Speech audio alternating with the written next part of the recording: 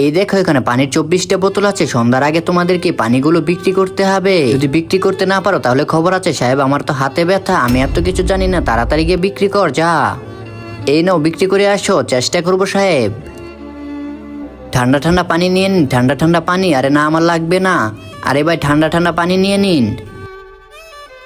ভাই একটি পানির বোতলও তো বিক্রি হলো না। আরে ঠিক বলেছিস ভাই, অনেক গরম পড়েছে ভাই, এখান থেকে আমি একটা পানির বোতল খেয়ে নেই। ভাই এখান থেকে যদি আমরা পানি খাই তাহলে সাহেব আমাদেরকে খাবার খেতে দিবেন না। চলো আমরা গিয়ে কল থেকে পানি খেয়ে আসি। আরে ছোট ভাই কল তো নষ্ট, কিন্তু ভাই আমার তো অনেক পানি পিপাসা লেগেছে।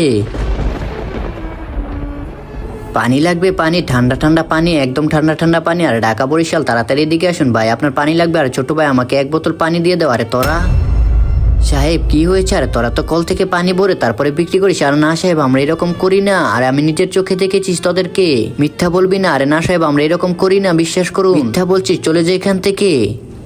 এই স্ট্যান্ডের আশেপাশে তোদেরকে যেন না দেখি। ছোট আর কিছুক্ষণ অপেক্ষা কর, আমরা এই পানিগুলো বিক্রি করে মসজিদের কল থেকে গিয়ে পানি খাবো, ঠিক আছে ভাইয়া? বন্ধুরা তারপরে দেখার আগে নিচে থাকা সাবস্ক্রাইব বাটনে ক্লিক করে যারা চ্যানেলটি সাবস্ক্রাইব করে দিবে তাদের বাবা মা যেন অনেক অনেক বছর বেঁচে থাকে। আর যারা ভিডিওতে লাইক করে কমেন্টে আলহামদুলিল্লাহ লিখে যাবে তাদের বাবা মার মনের আশা যেন পূরণ হয়ে যায়। আর এইটা কি তোরা একটা পানির বোতলে বিক্রি করতে পারিস না সাহেব? কেউ তো আমাদের কাছ থেকে কিনে নি। আচ্ছা ঠিক আছে, আজকে তোদের রাতের খাবার বন্ধ।